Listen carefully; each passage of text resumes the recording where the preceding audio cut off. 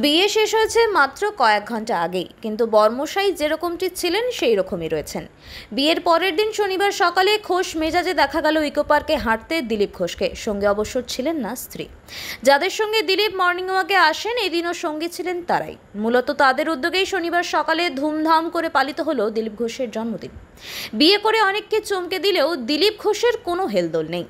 বিয়ের পরের দিন ঠিক রোজকার মতোই সাংবাদিক বৈঠকও করেন তিনি। শুরুটা করেন একটু একটু মজা করেই।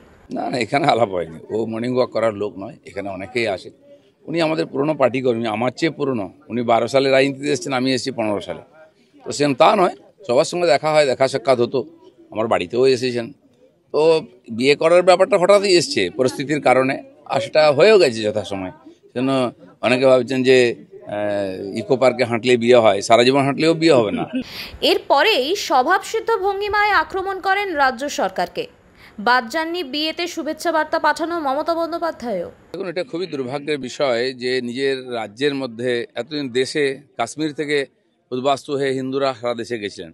এখন রাজ্যের মধ্যে এক জেলা থেকে অন্য জেলায়, এরপরে অন্য রাজ্যে চলে যাবেন, কারণ এখানে যদি জীবনের মান সম্মানের সুরক্ষা না থাকে মানুষ কি করবে।